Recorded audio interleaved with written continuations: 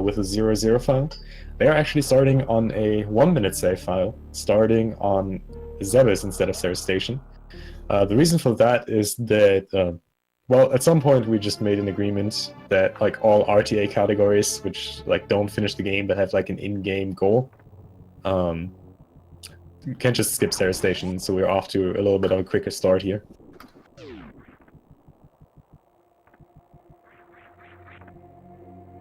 Is anybody gonna meme and do the moonwalk? Or moonfall, I mean, sorry.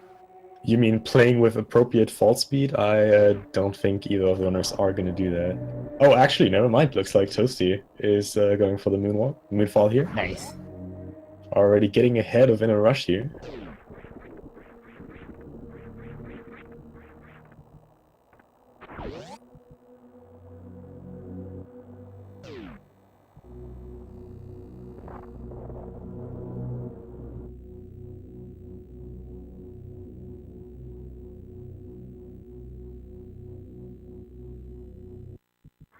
Alright, the first item of the game, Morph Ball. Not randomized. We're gonna see what's in the ceiling item at the right of Retro Star.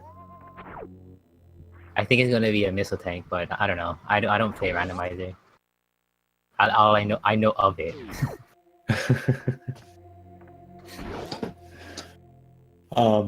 Yeah, we got a pretty early start. The thing about those kind of RTA categories versus the categories that are actually aiming to finish the game is that you will not really see the runners do any kind of preparation. And like full game categories, you'll often see runners get out of the way to get extra safeties that they need to finish the game. Especially Turian is pretty demanding in terms of ammo and energy. But for like a really optimal mini-boss RTA run, you're going to see the runners collect barely anything. They're just going to head straight from objective to objective, trying to do as little collection in between as possible, which makes these RTA categories really, really quickly here.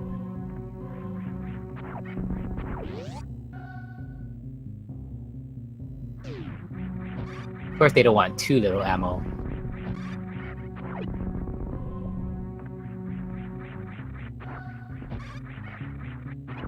So we got some wall jumps here. Got some ledge grab climb. Very nice. Toasty actually leaving without full health, so we'll need to farm a Gamer there. Very nice.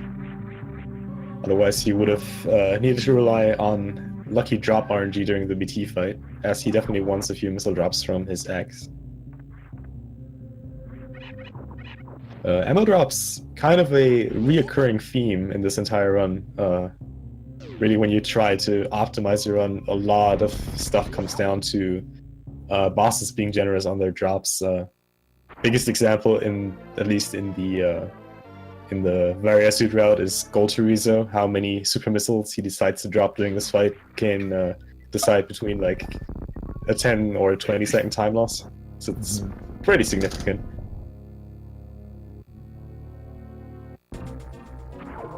You think they're gonna opt to grab a what's it called, grapple beam?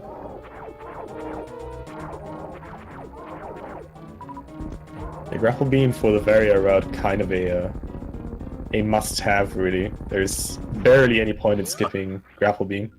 Oh right, I forgot, because of botch mode. Getting to botch mode is gonna be hard without it. Yeah. nearly impossible without it. If you're doing the Varia route. Yeah, especially Mount Everest suitless without grapple beam is going to be extremely hard. It is possible, but it also loses a decent amount of time doing the right side crab climb versus just grappling across. So the time save you get from skipping it is really neglectable, really, and you need like almost perfect execution.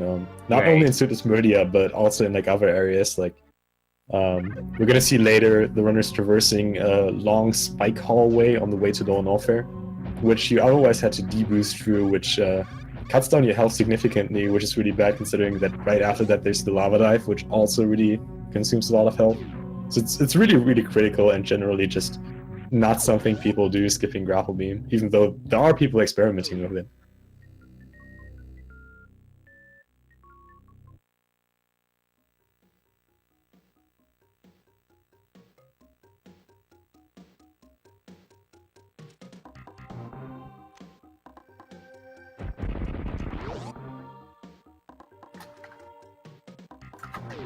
Alright, so we got the first sequence break of the game, the first mock ball to get the early super. Oh, looks like Toastymuffin might be going for the reserve tank. Setting up for a D-boost here. Alright, no, never mind. He must have timed it a little bit wrong, but that's okay. The thing about these early supers is that you usually get them to avoid having to fight Spore Spawn, but since in this category Spore Spawn is mandatory, you technically wouldn't have to get these. However, you're still going to see all of the runners getting them, just to max up on that super count, which is going to be really, really useful for later bosses. And another thing is that having supers here and getting another missile drop on the way allows for a really, really easy 2-round quick kill on Spore Spawn here. The reason why you still want another missile drop, though, is because in the next room, there are going to be 3 key hunters who you need to kill in order to progress to Spore Spawn. And since you want to have at least those 3 supers for the Spore Spawn fight for the easy 2-round, you don't really want to rely on having to kill these key hunters here with pea shooter shots, as that is very slow.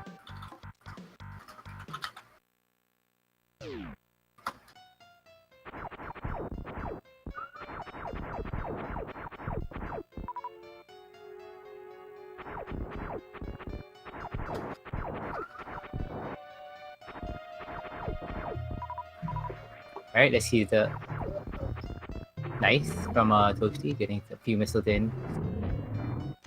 InNoRush co-ejecting a super there against the wall. Intentional, RNG manipulation.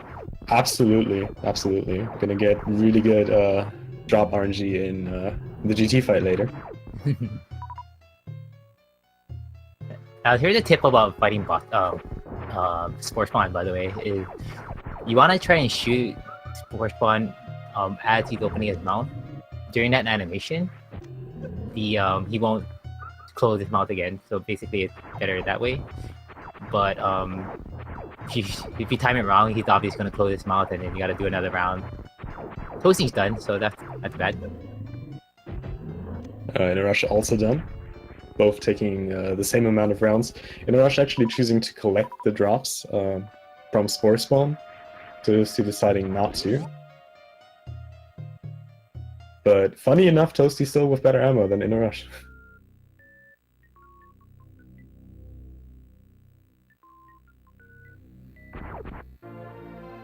And that, we got a sub. Sorry. No, I'm gonna say he look like I'm gonna say the moonfall for this is really hard to execute. Yeah, definitely I want to say the hardest moonfall in the game. Just because not only do you have to do a moonfall on a very tight ledge, which is generally harder because you might just moonwalk off the ledge, but also you need to do a quick morph turnaround. A quick turnaround on the crumble blocks right before that, so it's pretty tight. As what Sephi would say, toy like a tiger.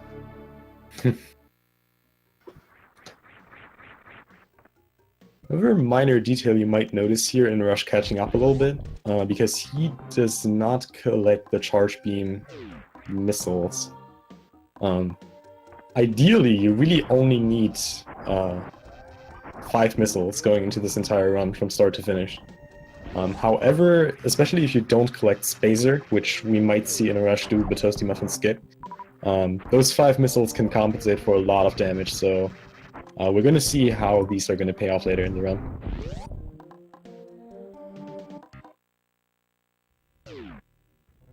Yeah, it is a very interesting choice that he didn't pick up those missiles. Oh!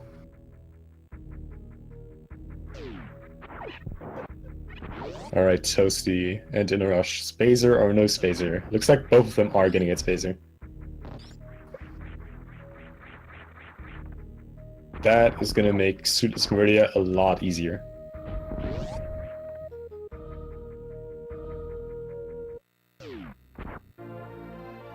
Oh yeah, for sure. For those of you who don't know, Spacer actually does extra damage. Not only like it does it's a wider beam, but it does extra damage. Yeah, and specifically for Suitless Meridia, well, the base concept of Suitless Meridia is really just freezing enemies by getting them to critical health and shooting them with some Ice Beam combo, and then jumping on them. And if you would just compare freezing a fish with only Ice Beam, or freezing a fish with Ice Beam and Spazer, it is 4 shots versus 10 shots without Spazer. So that's actually really significant in the amount of damage you need to put in, and kind of micromanaging ammo and beam shots as you traverse Suitless Meridia. So that Spazer is going to help out a lot.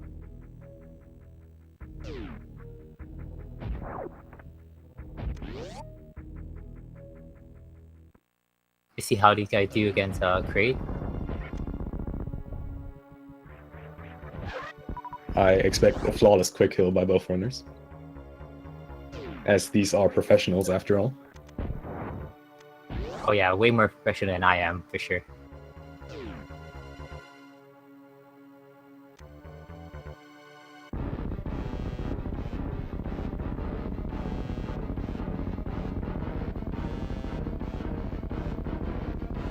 Got the charge beam strat here.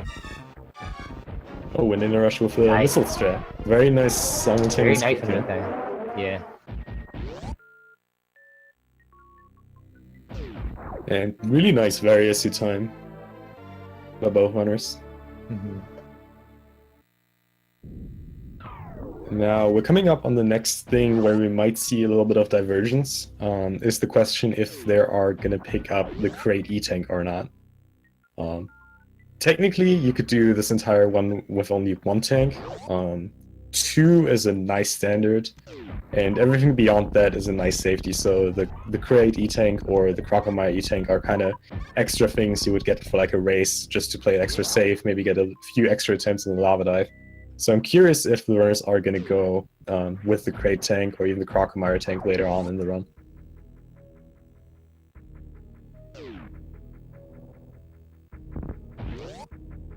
As what Punk said earlier though, safety do help out, but it does cost some time. So like the door animation to getting into this room, it like a couple seconds, and then picking up the item, which is another 7 seconds, and getting out. So you know it's like 15 seconds, 20 seconds altogether, kind of thing. Another thing you need to kind of consider when you go for these extra safeties, like you can roughly calculate 1 extra E-Tank as like 1 extra attempt on the lava dive if you don't get hit by any Namihe flames. So you might think, okay, if I get like 2 extra E-Tanks that I usually wouldn't get, then I can instead not do a safety save right before the lava dive, which I would do otherwise as a different kind of safety save, just because I have these 2 extra attempts. So now that they both got these extra safeties, we might actually see them skipping out on the pre-lava dive save, but we gotta see that. Interestingly, sort of slight route divergence. Toasty is going for Ice Beam first, and then InNoRush picking up his high jump boots. I'm pretty sure they're gonna converge at a certain point. Yeah. Most likely, the convergence is going to be as soon as both exit Norfair again. You're really the biggest point of collecting Ice Beam early, as opposed to collecting it after fighting GT, is that you won't have to do as much farming of supers, and thus cutting out some drop RNG during the GT fight, because you can just use some charge shots instead, which really isn't as much slower as using supers. It just really costs the time of having to get Ice Beam without Speed Booster, which is obviously a little bit slower.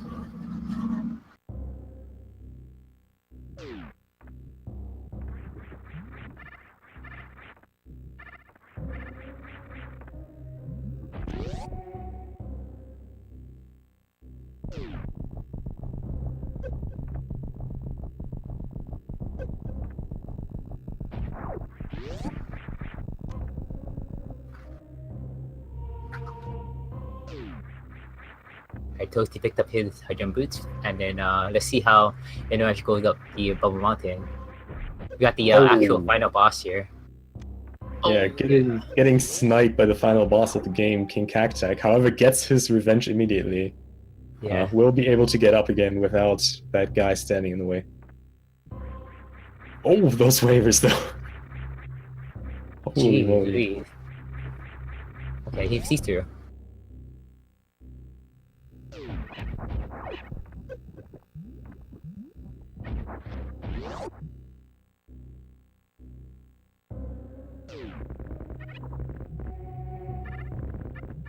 So for this route, speed booster is kind of an item just as a given.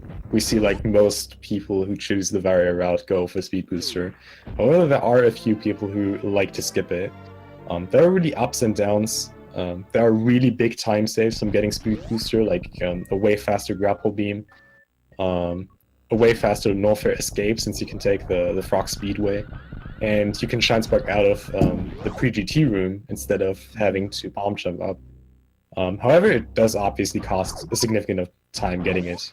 Then again, there's this nice farming station here where you can farm up the ammo before the blue gate glitch coming up for InNoRush and Toasty, so it's kind of a preference thing, really.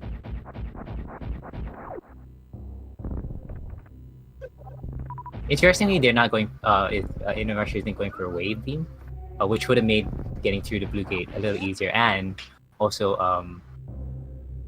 giving a little more extra firepower. But again, it's the safety that costs time.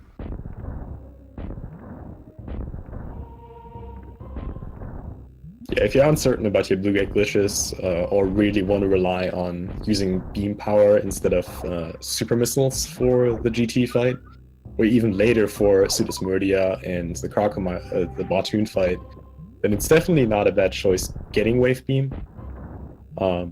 But again, it's one of these things, like you really just want to go from objective to objective rather than collecting a lot of stuff. InNoRush having a little bit of trouble with that gate glitch here. Not having an easy time here. But gets it first try on that third wave. Very nice. And Toasty getting it first try here. Very nice. Catching up quite a lot. Yes. And since Toasty has Ice Beam already, he is technically ahead right now.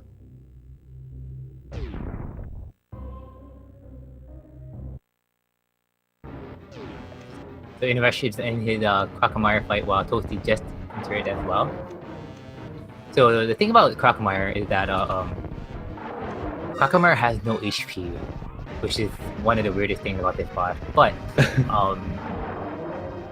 But the more you shoot at him, the more he'll back up. So depending how strong your projectile is, he'll back up. So for example, with supers, he'll back up 3 times, whereas with missiles, he'll back up 1 time. So if he had plasma and wave, the full beam combo, he'll just back up all the way to the lava. That plasma kill is such a beautiful thing in this game. But show causes seizures, maybe.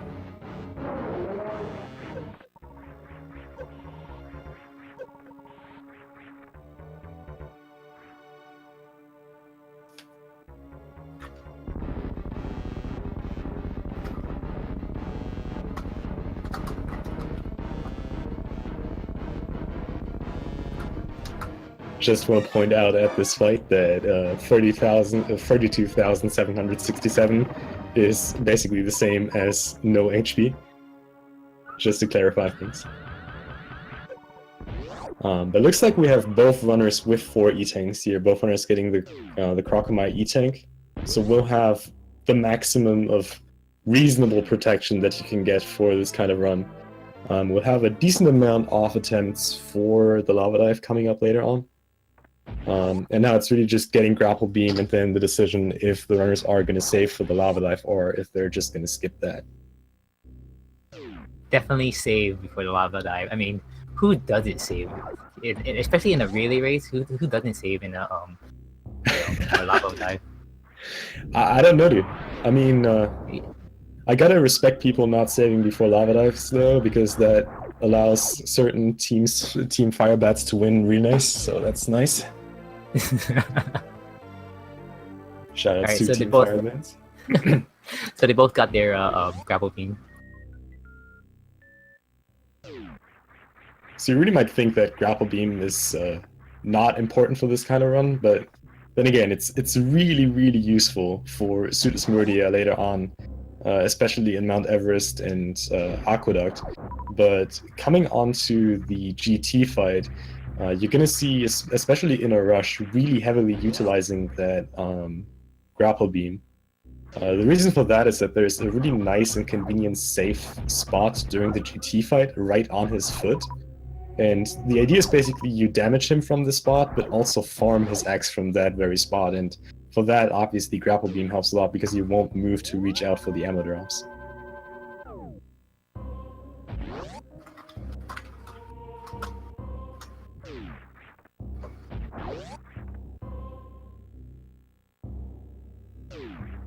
Alright, both runners doing the safety save. In case they should happen to miss the lava dive, they will be right back, only losing like a minute from it, so good decision by both runners here.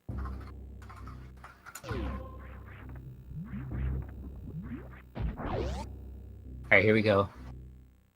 InNoRush. Using the E-Tank, that's fine. I'm not sure that was intentional, but I mean, it looked intentional, but... It looked very intentional, yeah, I agree. Alright, InNoRush making it through the Acid Snake room. Toasty with some very nice extended grapples here. Alright, and bless RNG for Toastymuffins and InNoRush now on the lava dive. Ooh, let's go.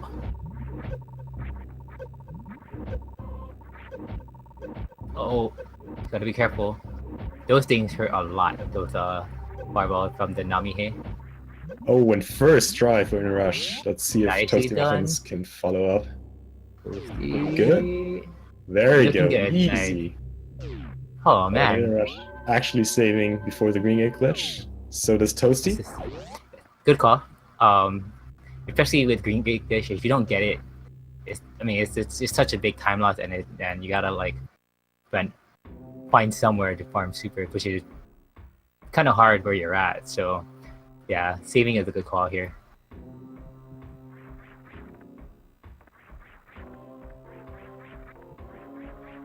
Alright. So we saw InNoRush struggle with that blue gate glitch earlier. Let's see. Pretty sure he's gonna nail this first try. No doubts about that. Oh, using the power bomb early. Oh, and I called it. Dude. Oh wow, Dude, both these wow. first try. Yeah, there you go. That's how good these players are. Easy first try, frame right? perfect gate glitch. Yeah.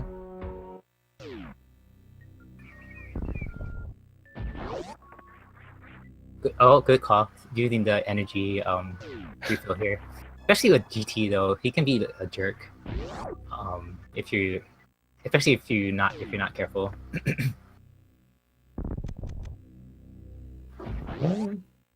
Yeah, I see a lot of runners picking up screw attack instead of going for the refill, which serves for a similar kind of safety. But again, if GT goes out of control, it can go really bad. But looks like both runners have that nice sweet spot here. And you see what I said earlier, Toasty with that early ice beam, not relying on farming the supers, but just really relying on getting charge shots in, which does save him time in lag and not having to rely on drops, but it's still overall slower than a really optimal super drop fight from GT. So we're good. Actually, this is a really nice comparison of like how super drops versus charge shots compare.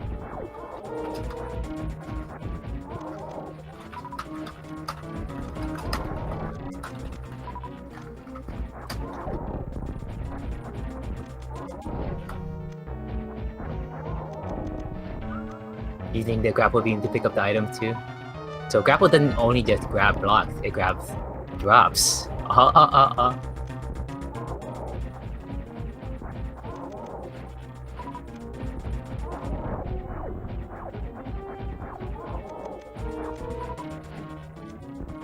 Toasty got the kill on GT first.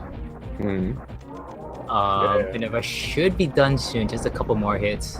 I think like 1 or 2 supers away.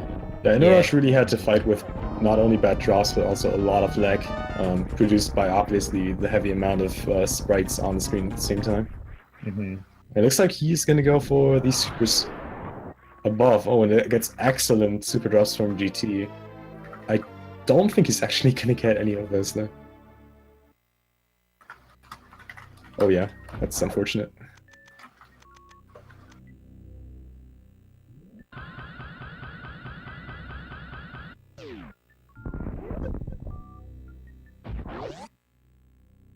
Alright, so they're getting out of Lower Norfair.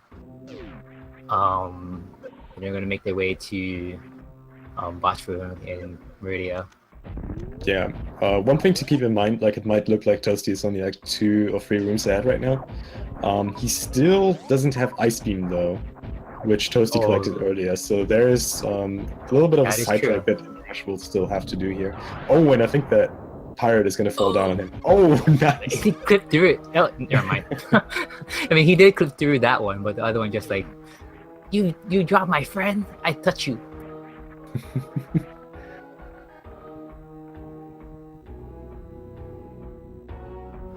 But yeah, you're right about the so this is like a slight time loss, well, not really a time loss, but like a sidetrack that InNoRush has to do to get Ice Beam. But anything can happen at this point still. Like on the way to Botchun, you know, the snails would not play along, or I mean there are so many obstacles along the way still. So we'll see. Yeah, like a really good or bad Suitless Meridia can really make or break a race. Besides that, there is still one more mini boss coming up, and I don't know where InNoRush is going. All right, okay, cool. Showing that volcano room, always impressive. But yeah, again, we have one more mini boss coming up, and we actually had a frightening amount of deaths to Botun in this tournament already. It's like not an oncoming thing, especially since with only Varia you take a lot of damage by both the acid and his body. Really gotta be careful in that fight.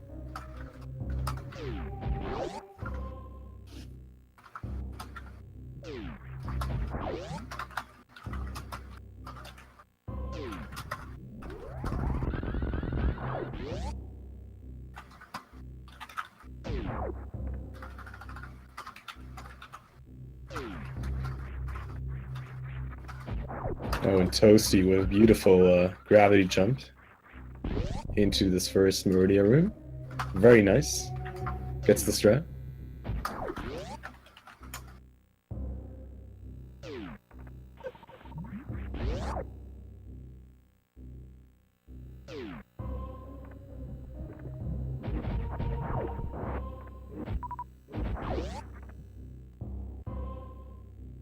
Okay. Positioning on the fish is crucial. So Yeah. you have to bounce off this crab here. This is way too far to the right. Won't be able to jump onto it. Way too. Oh, gosh. and actually falling down there. So not only is the general position that you need to freeze the fish in pretty precise, but another thing is that Toasty got the early gravity jump in, which makes this room a lot faster. And the reason why this is significant is that the longer you spend inside this room, the lower this fish is going to be. So by getting a fast entrance, this fish jump that Toasty just did gets way more harder. So good job on him making that. That was the second attempt, it looked like. Those of you who have not done Suitless Meridia, just a tip, you don't have to hold the run button. Yep, it does absolutely nothing. Like even blue suit, you won't lose if you hold the dash button underwater. With water physics, you won't get rid of it like you would usually. Oh, it looks like InNoRush also went for the gravity jump, but fortunately didn't get it. You know what? I didn't know what you just said. Like I didn't know that fact, so that's kind of cool. I mean, it's something you never really need except for like RVO, really. It's all these minor things. Oh, nice! The crab going through the door. Alright, so InNoRush gonna use a mechanic here that's always there in the game, but you never really see utilized, is the fact that supers, if you fire them at like a wall or anything, any kinds of crab-like enemies are gonna be shot off the wall, just gonna be falling straight down. And by freezing that crab in the air, he has just the perfect platform here. Speaking about perfect platforms, Look at we that. got Toasty with a very beautiful snail climb here.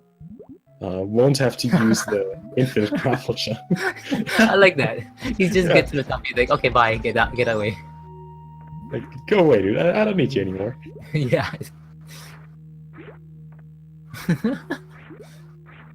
His health, by the way, is looking very, very nice for Botchun. So, Oh yeah. very good health management from the beginning of Meridia to here.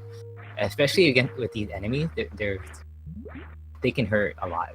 So you can see these Metroid taking about 30 HP or more it seems, but he's still fine. Three E tanks against Botchun is not that bad. Yeah. Like he's gonna be good. Gonna be using some charge shot here together with supers for some nice hybrid damage combo. Mm-hmm. InNoRush needed to re-enter the room to make the enemies respawn there. Seems. Very nice shots by Toasty though. Botchun has a very weird hitbox, or actually not just weird, very, very small. So his aim is very, like, you have to be pretty accurate. Oh wow, he finished it off. Yeah, Toasty finishing first place with a time of 31:52. Nice. Congrats to him. That's a nice minibus RTA time. Yeah. So GG to Toasty as InNoRush is closing in. Oh, okay. He catches himself. Alright, InNoRush, you can do this. Oh, I'm sure he can do this. I wonder if Toasty will keep going all the way to Dragon. InNoRush needs to watch out just a little bit on his health. But as you can see, the fish is already getting a lot lower since he is loaded longer. Since this is one of the few enemies that moves off screen. Oh, close. That was pretty close. If he would have been able to make it if he'd done the down grab. Oh no! Oh gosh. It's okay, InNoRush. Just take your time. Taking an efficient though. You just and doesn't even get a drop. Do what your name said. Be InNoRush. You can do it. In the speedrun of life, he is InNoRush.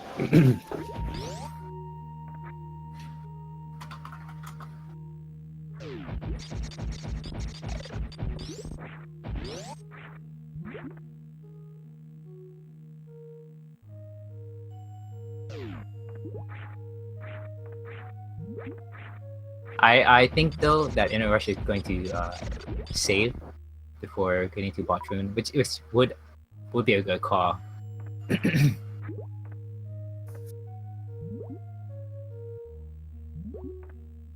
I think InNoRush will be able to impress us with a hitless Botchun fight. Just gonna call that right now. Alright. Just wanted to point out to you though, in an earlier note, what we said earlier about routes differences. So as you see with the barrier route, how much harder it is to navigate through Meridia. But with the gravity route, the beginning is harder, but you have a way easier time to navigate through Meridia. So there's so many big differences between the route divergence. Oh. Come on, you got this. Get it. Oh. Oh no. Unfortunately, InNoRush taking the crap death there and forfeiting from the race. GG though. Got really far. And Suitless Meridia, I'm sorry, is not an easy thing to do. Yeah, Suitless Meridia is definitely not easy. But yeah, make sure to follow the runners. have been putting up a good show for us. Yep, and follow Punk. He did this commentary blindfolded. Exactly. Make sure to follow Keku as well. He's a cool guy with some cool hair and an even better stream. And I think we have one more Super Metroid match coming up for the night. At 11 p.m. Eastern Time, we have Gameaholic versus Nin Taylor on Speed Gaming 2, it looks like. So one more Super Metroid for the night, and tomorrow we have like 5 Super Metroid matches. So a lot of good stuff coming up. Yeah.